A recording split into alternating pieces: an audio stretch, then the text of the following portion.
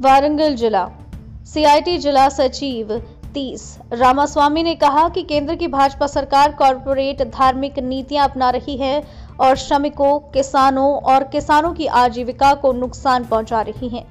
राष्ट्रव्यापी श्रमिक ग्रामीण बंद के आह्वान के तहत संयुक्त किसान मोर्चा के तत्वाधान में वारंगल जिला सभी ट्रेड यूनियन संयुक्त मंच वारंगल रेलवे स्टेशन से पोचम्मा मैदान तक एक भव्य प्रदर्शन का आयोजन किया गया।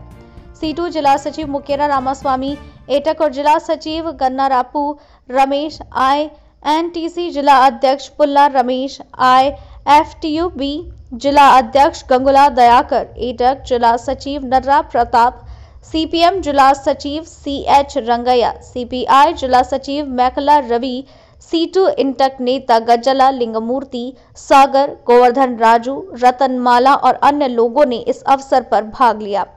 संघ के नेता मुकेरा रामास्वामी गंगुला दयाकर मेकाला रवि ने भाग लिया और भाषण दिया।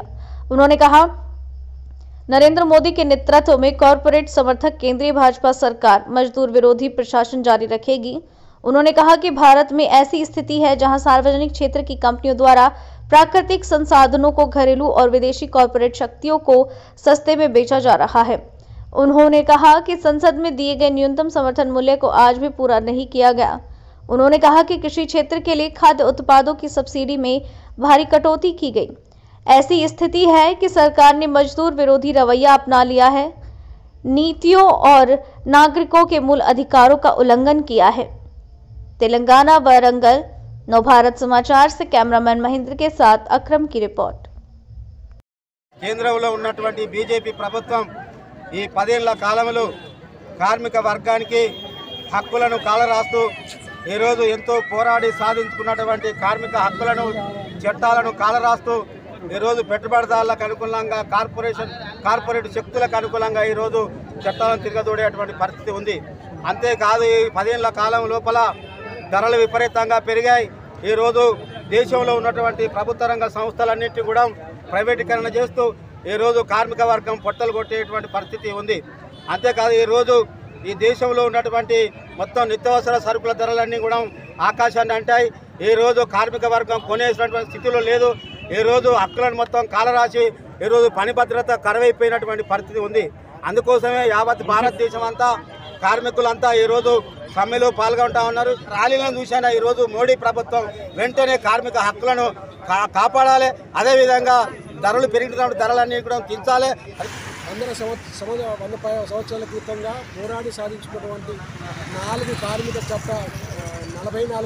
చట్టాలని 4 కోడ్గా మార్చి అందులో ఆ చట్టాలకు సంబంధించిన దాంట్లో ఈ పురాతనమైన చట్టాలు ఇప్పుడున్నటువంటి కార్మికులకు అక్కర్లేదని చెప్పని మార్చింది। కానీ ఒక విషయాన్ని మనం గుర్తుపెట్టుకోవాలి, పురాతనమైన కార్మిక చట్టాలు ఉంచి దానికి ఆధునికమైనటువంటి పద్ధతి చేయాలి। పోరాడి సాధించుకున్నటువంటి 8 గంటల మేడే చరిత్రను తుంగలో పెట్టడానికి కోసం 12 గంటల పనిదినాన్ని పెంచడానికి కోసము మరి ఈ రకంగా కార్మికుల మీద వాళ్ళకు ఉండబడే హక్కుల్ని కూడా మొత్తం కుదించి దాన్ని దేశ ప్రజలకు కార్మికులకు ఒక రకమైనటువంటి ఇబ్బందులు తీసుకొచ్చడానికి కోసం, అంటే ఉద్యోగ భద్రత లేదు। మరి ఆ ఉద్యోగ భద్రత లేకపోతే ప్రజలు కార్మికులు ఎట్లా జీవించాలి, అదొక క్రమం। కేంద్ర ప్రభుత్వం మీద బర్రె మీద చినుకుపడ్డట్టు కూడా చెల్లిస్తలేదు। ఎందుకంటే అంగబలం అర్ధబలం ఉన్నదని, పార్లమెంట్లో అతనికి బలం ఉన్నదని ఇష్టమైన చట్టాలను ఆయన తీసుకొచ్చి రైతు వ్యతిరేక చట్టాలను కార్మిక వ్యతిరేక చట్టాలను ఇష్టమున్న రీతిలో ఆయన చట్టాలు చేస్తే ఆ రోజు పెద్ద ఎత్తున ఆందోళన జరిపి చట్టాలను వెనక్కి తీసుకునే విధంగా ఆందోళన జరిగితే ఇప్పుడు మోడీకి ఇంత కూడా చిన్నెత్తు కూడా ఆయనకు ఆలోచన ఏమాత్రం కూడా వస్తలేదు। ఈరోజు భారతదేశ వ్యాప్తంగా అందరు రైతులు కలిసి కార్మిక వర్గం కలిసి భారతదేశ వ్యాప్తంగా ఆందోళన కార్యక్రమాలు, ఈ కార్మిక చట్టాలు కొత్త కార్మిక చట్టాలు తీసుకొచ్చిన భారత రాజ్యాంగం తీసుకొచ్చిన చట్టాలను తుంగలు తొక్కి ఈరోజు ఆయన పరిపాలన కొనసాగిస్తున్నాడు। రానున్న కాలం లోపల ఈ మోడీ ప్రభుత్వానికి వ్యతిరేకంగా ఆందోళన కార్యక్రమాలు చేయాలి।